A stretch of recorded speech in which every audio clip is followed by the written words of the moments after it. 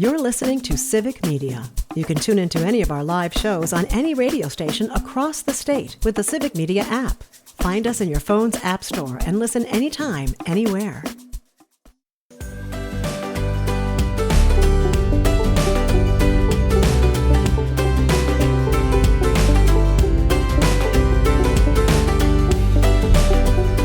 You're listening to Mornings with Pat Kreitlow on WAUK. My name is Greg Bach. Happy Friday. We made it. The weekend is almost here, and this is what's going on in southeastern Wisconsin. I know that Election Day is more than a year away, but we got to talk about our candidates. We got to talk about the races. We got to talk about what's going on and what we need to get ready for 2026. And over the past few weeks, I've been playing interviews with people who have declared their candidacy for various seats around Wisconsin. And today, I want to introduce you to Trevor Young. In fact, I'm going to have Don Rosen introduce you because he sat down with Trevor to talk about his campaign for Wisconsin State Senate of District 21.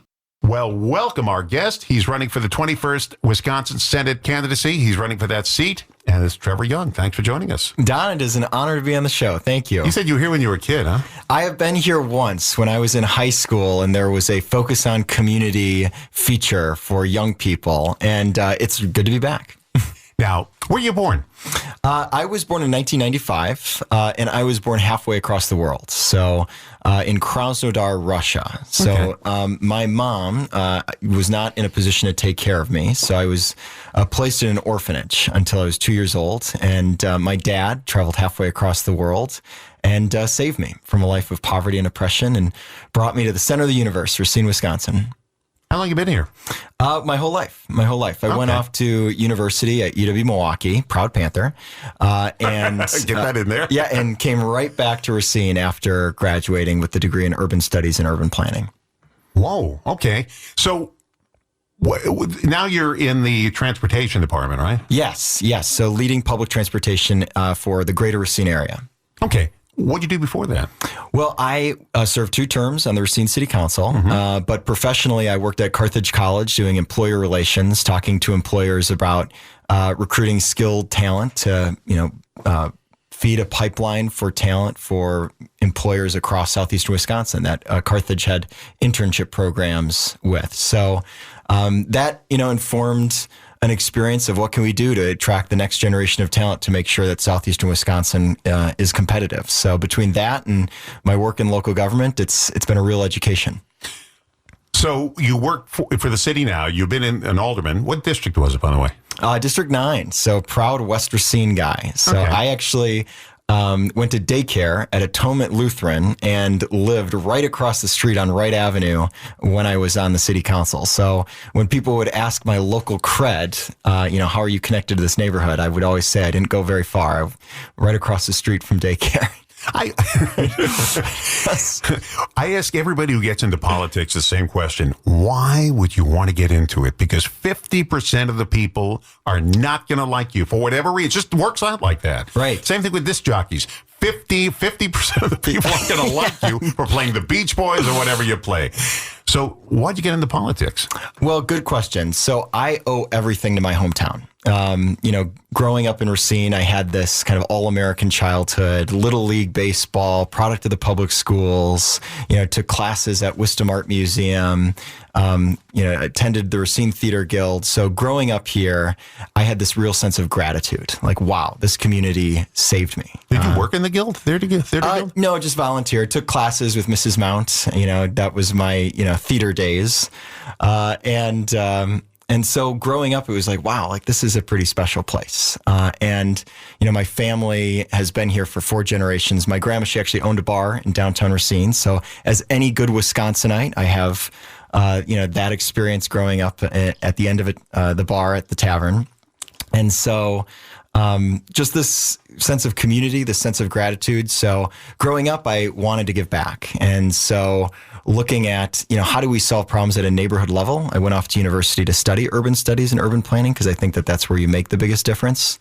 And because of that, that inspired me to get involved in politics because I see if everybody works together, is focused on the right issues, we can really make a difference in people's lives.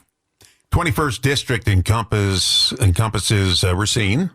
Yes. And what else? Just Racine? So the north side of the city of Racine, up to Caledonia, Wind Point, goes all the way out to Raymond, and then north into Franklin, Hales Corners, Greenfield, Greendale, so the southwest suburbs of Milwaukee County. So it is a 50-50 district. We are going to have to earn every vote and talk to people where they are and focus on things that are important to families, like affordability, like housing, like good paying jobs, making sure we're taking care of the most vulnerable. So it's going to be an exciting one. And I'm really grateful that this is a fair district because the people of Racine and Wisconsin deserve an actual voice and an actual choice.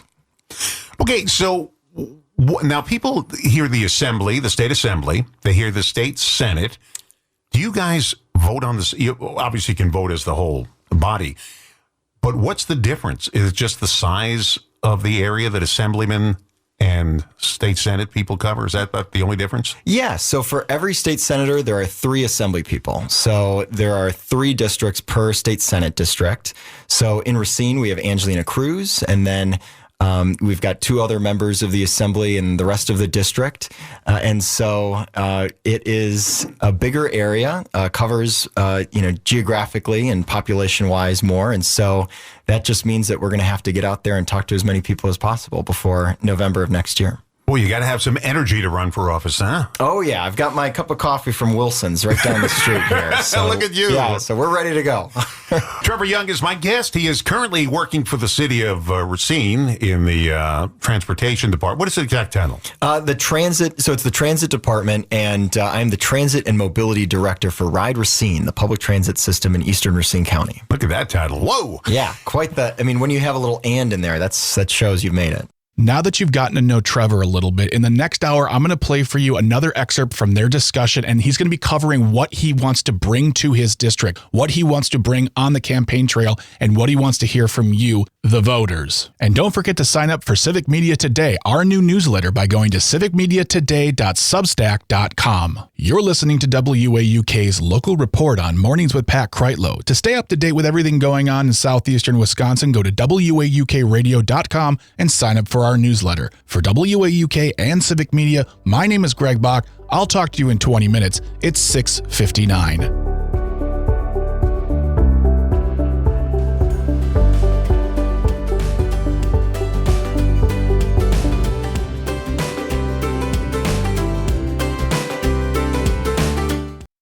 You're listening to Civic Media. Stay up to date on the latest news and information for your local community and Wisconsin by signing up for our free email newsletter. Visit civicmedia.us/email to get started.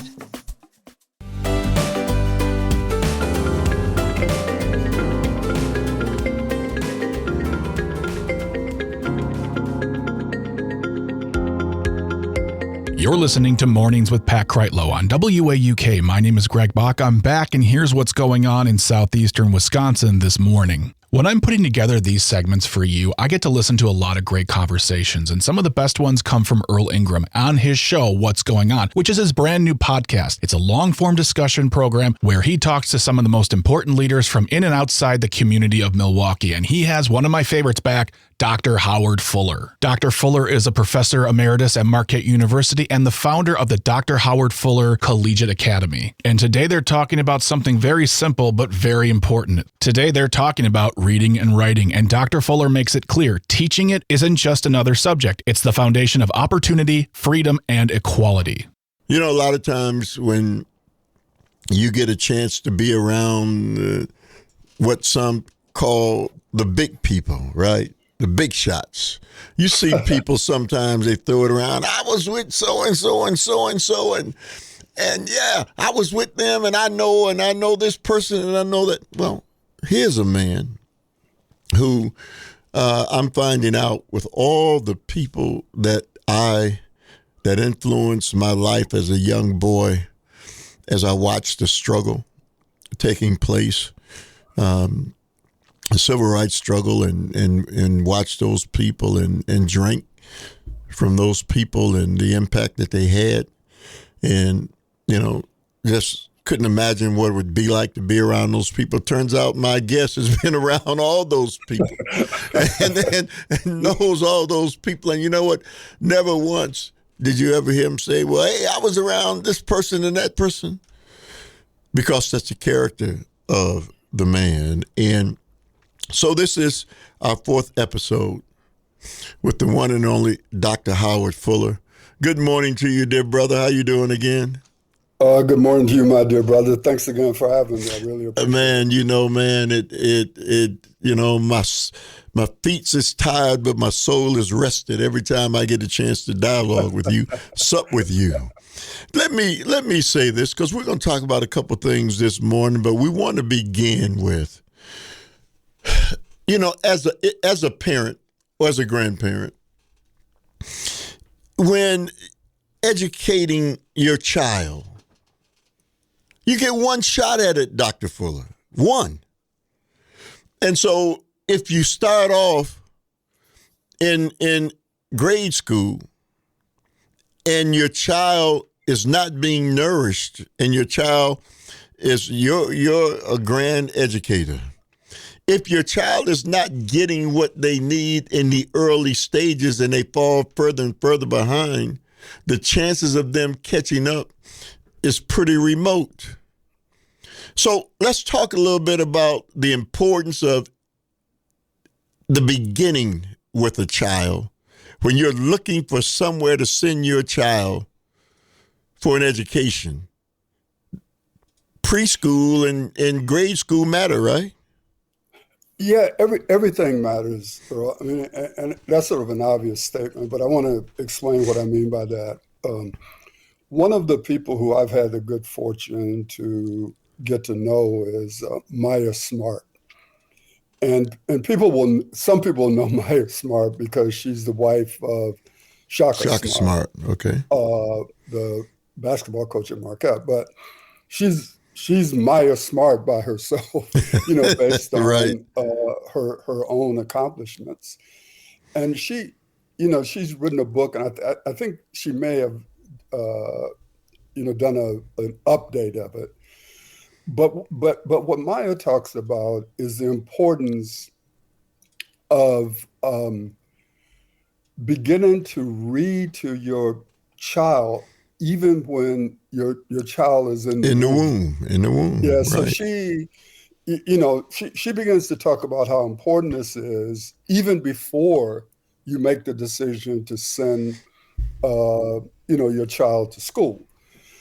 But the point I'm trying to make here is the earlier you can begin to try to focus on teaching your child how to read, the better the child's chances are going to be successful in life. But having said that, what we do know is that if you focus on reading, beginning with kindergarten,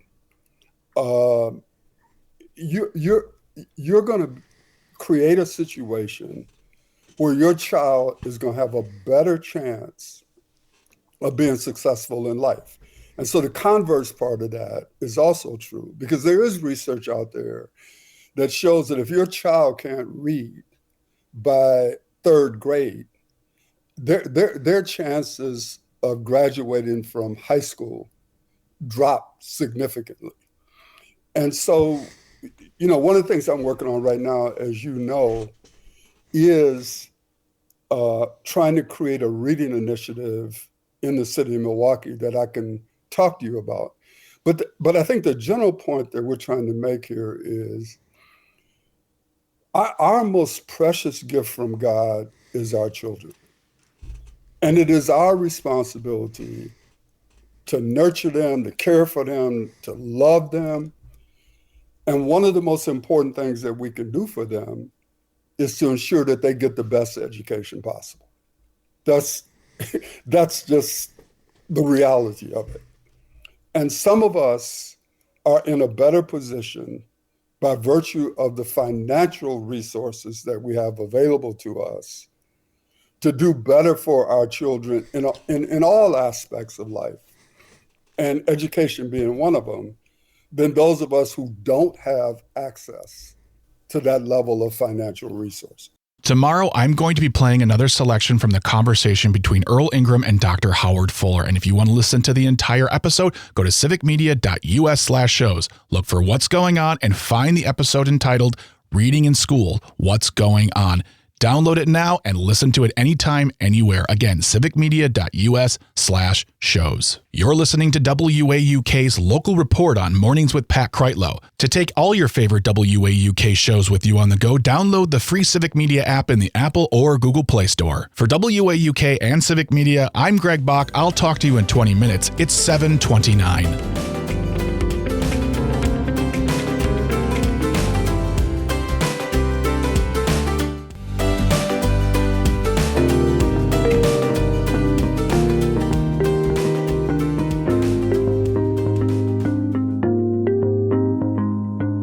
You're listening to Mornings with Pat Kreitlow on WAUK. My name is Greg Bach. I'm back, and here is what's going on in southeastern Wisconsin this morning. Earlier, I played for you an interview that Don Rosen did with Trevor Young, who's running for state senate in Wisconsin for District Number 21. And we're going to get right into another selection because before you heard about where he comes from and his background, basically his story. Now he wants to talk about what he brings to the campaign trail and what he will bring to Madison.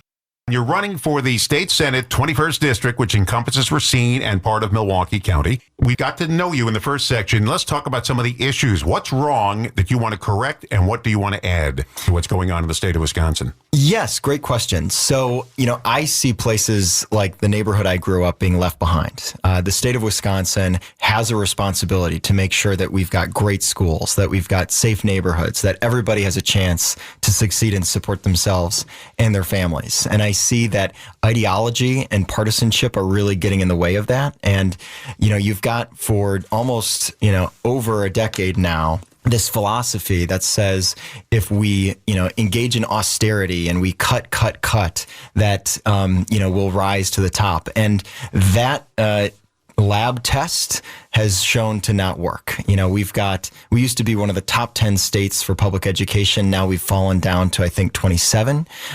We have shared revenue, which supports, public safety at the local level and make sure that we can keep our police officers and our firefighters paid. That has been cut over 20% in real dollars since 2010. And so we are trying to do more with less, and it's harder to preserve a certain quality of life and make sure that we're developing the next generation of talent that can grow the economy. And so for me, it's about making sure that we get the basics right. More for our neighborhoods, more for our schools, and more for working families so that we address this crisis of affordability. And healthcare is a major part of the state because the state has health plans, and a lot of people are panicking over the cost of healthcare. I hate to sound like an old guy here. My mother took me to the doctor's one day. A big brouhaha was going on at the doctor's office. They raised the rates from $4 to $6 for a visit, and they had to pay cash. Well, and that's exactly right. The mothers were screaming at this poor receptionist who had nothing to do with this whatsoever. But nowadays, you go to the doctor, it's a couple of $100. Well, that's exactly right. And you've got senior citizens, people who've worked all their life, people who are expecting, basic medical care to be accessible to them. They're getting letters in the mail from their insurance company and from their hospital system saying that they're going to have to look for a new plan. And here we are in the richest country on earth, in a great state, I believe the best state in the richest country on earth. And you've got senior citizens that are panicking about where they're going to be able to get health care. That is just wrong. And you've got other states across the union, Republican, Democratic states, that have decided to work with the federal government, bring in resources to make sure that they can expand access to basic health care. But Wisconsin is one of the few states that has said that they're not going to do that. And so for me, this isn't about left-right. This is about bringing resources in to make sure that families can support themselves and get access to basic services. How do we talk to each other? Now, I don't know how it is in the state assembly and the state senate here in Wisconsin, but I watch what's going on in the Congress in Washington. Nobody will talk to each other. It's horrible. You got the Republicans and Democrats. They're bickering on everything. They won't talk. They won't have meetings. They hate each other. Well, they don't hate each other, but they don't like each other's ideologies, so they bicker and fight all the time. How do you plan to stop that? Is it that bad in Wisconsin or not that bad? I think it's potentially getting there, Yeah. and we just have to make a choice in this election to stop the nastiness. I think people are sick of the anger and divisiveness, Name calling too. and the name calling. And instead of doing that, we should be spending our time talking to people about what's really important. When I announced my campaign, we talked about the 5 T's to the success of Wisconsin and Southeast Wisconsin. Number 1, training. What can we do to make sure that folks have the skills that they need to support themselves and their families? Gateway Technical College was the first publicly funded technical college in the United States of America. We've got a tradition of this. Let's keep it going. Number 2, talent. We've got to build infrastructure and a quality of life that attracts skilled workers so that employers decide to move here. Tourism. I think this is the most beautiful state, and we live in the most beautiful part of it. What can we do to leverage that so that visitors fuel quality of life for residents? And then technology. We've got this technology revolution happening right now. What can we do to make sure that we capitalize on that to provide better services to the public? And then finally, transportation. I work in the field, and when transit stops, opportunity stops. So we've got to make sure that people can get to where they need to go. Doctor's appointments, jobs, schools. And if you combine those 5 things, which I think Democrats and Republicans, when your brass tacks comes down to it, can agree on this, and we can actually solve problems rather than bicker. And I think that once you leave the nastiness aside and talk about the issues that are important, that's what we need in Madison. So right now we have a Democratic governor. That could change because Governor Evers isn't running again. Is it going to be tough to work with a Republican governor? Well, right now the Republicans control the state house. Well, I want to work with everybody, and I hope we can bring down the temperature and, again, focus on the things that matter, because that's going to be the only way we make a difference in people's lives. And if you're not getting into this to make a difference, I don't know why you are, because it is tough and you are putting yourself out there. And if you don't care about that stuff, there's so many other things that you could do. So I would hope that Democrats and Republicans can come together to actually get stuff done. And maybe I'm naive, maybe that's being young, but I think we need a new way of doing things because the old way is not working. If you want to find out more about Trevor's campaign, go to trevoryoung.com. That's TrevorJung.com. And if you want to listen to the entire interview, go to civicmedia.us/shows. Look for The Don Rosen Show and find the episode entitled Trevor Young's Plans for Wisconsin. Stick around, because after the top of the hour news, Pat welcomes Brittany Merlot with the weather, Dr. Kristen Lyerly with a preview of her show this weekend, and Mike Clemens with sports. Don't go anywhere. You're listening to WAUK's local report on Mornings with Pat Kreitlow. For WAUK and Civic Media, my name is Greg Bach. I'll talk to you in 20 minutes. It's 7:59.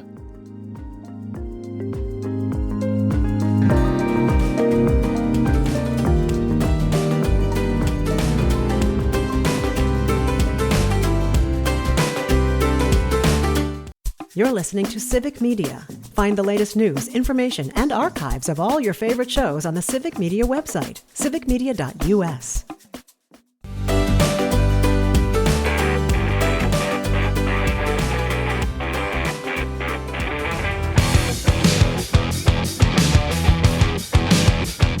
You're listening to Mornings with Pat Kreitlow on WAUK. My name is Greg Bach. Good morning again. Happy Friday again. And here's what's going on in southeastern Wisconsin today.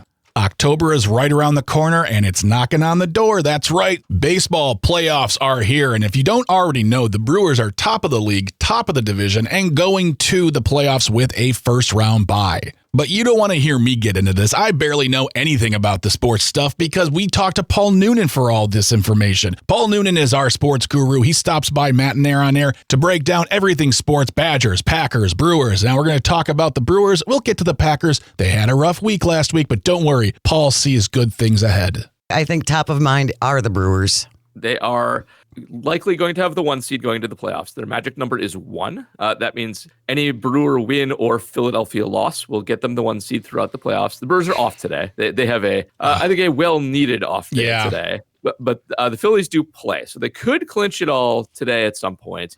We'll see. But it's, it would take quite the collapse at this point to not have the 1 seed, and they have everything else wrapped up. They'll be no worse than the 2 seed.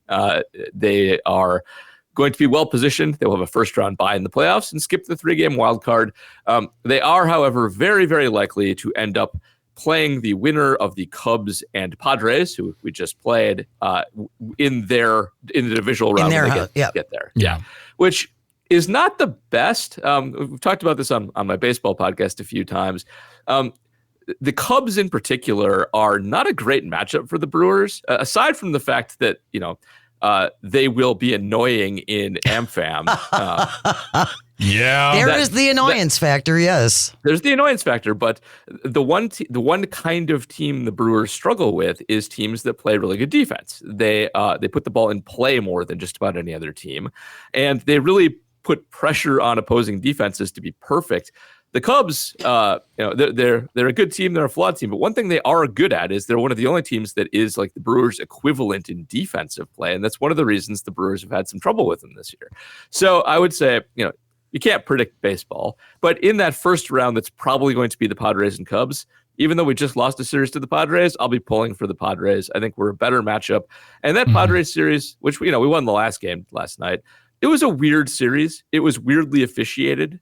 In fact, baseball just announced they're going to put in a very, very limited ball and strike challenge system next year. Yeah, I heard about that. Almost all of the examples as to why it might be a good idea were calls in the Brewers-Padres series that just happened, which was not the greatest officiated baseball series ever on balls and strikes in particular. I think not yesterday, but the game before, there's a place called Umpire Scorecard that actually rates how good and how consistent umpires were on a day-to-day basis. They were wrong on 15% of ball strike calls in that game, which is a big number. That's high. Yeah. It's very, very high. So it's going to be limited. You can only challenge 2 a game, I think, and just to keep things rolling. But baseball's been working towards this for a while. You can expect that to expand over time. And next to that, anyway, the Brewers series was weird, and I still think they're a good matchup for the Padres. I'm pulling for that one. I've heard some things about some of the pitching because we've had to bring up some pitchers who likely will not be around for very long. Yes. Part of this is all because Brandon Woodruff is no longer, he got hurt. His shoulder's hurt. We'll see if he ever pitches again. He had that epic comeback from the shoulder last time. This is allegedly unrelated, but shoulders it's all are bad related, though. It's all related. Like, it's not like it's ugh. It is all related. And so they're a little bit behind the 8 ball. And to finish off the season, they've had like Zimmerman up for like a cup of coffee, and Carlos F. Rodriguez was back up, and he will not be long for this world either. But I do think over the last 2 games, we saw what they'll likely do in the playoffs. So the sure thing in the playoffs, Freddie Peralta will start a game, and Quinn Priester will start a game. Freddie will probably get game 1. Priester will probably get game 2. After that, it's been an open question because Jacob Misiorowski has been quite bad over the last several months and has not really put them in a good position to win many games, except against the Pirates, who have like the worst offense in baseball.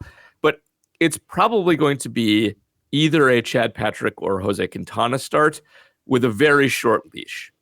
I do analytics for things. One of the truisms of baseball is that all starting pitchers get much, much worse the 3rd time through the batting order. And one of the things the Brewers do with all of their pitchers except for Priester and Peralta is take them out when they get to the 3rd time through the order. And so that's what you'll see. Game 3 will be either Patrick or Quintana, and they will not face the leadoff hitter a 3rd time. You will get the bevy of relievers like they got last night in San Diego with Ashby and everybody who is, their sort of middling relievers to try to get to Abner. But that's what it's going to be like. They're going to use a lot of pitchers in the playoffs, and hopefully it's enough to get it done for them. Paul, we only have about 60 seconds left. The Packers, they sucked on Sunday. Boy, did they ever. So they were terrible. Here's the thing. I do think this is kind of a one-off. They probably still should have won the game despite playing absolutely terrible. But the good news is this. Cleveland is very good in their front 7 and getting pressure. The Packers' offensive line was banged up. That's a terrible matchup. It happened because Zach Tom went out right away. Dallas has like the worst pass rush in football, and that is partially because we stole their best player. And so the situation is very unlikely to repeat itself. the Packers should be okay this Sunday against the Cowboys. They cannot do what Cleveland did. They have no ability to do it. They've given up points to everybody they faced, including a terrible Giants team. Packers should be all right.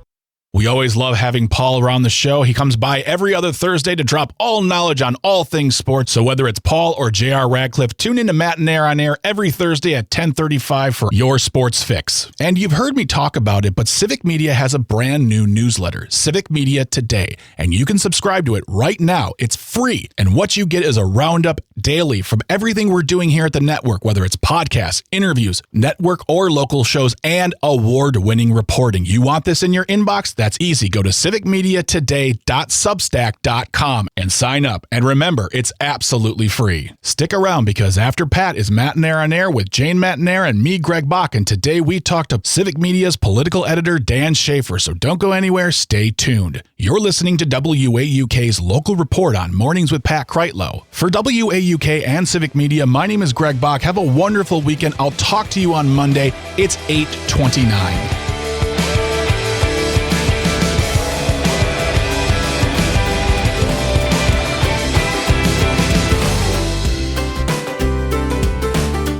The national news cycle never stops, but it can be hard to find news about your local community. Civic Media is dedicated to providing quality local and state news coverage across Wisconsin. With the Civic Media app, you can get notifications about local stories that matter to you and your community. Find the free Civic Media app in your phone's app store and choose notifications from the menu to tell us what kind of news you want to hear about.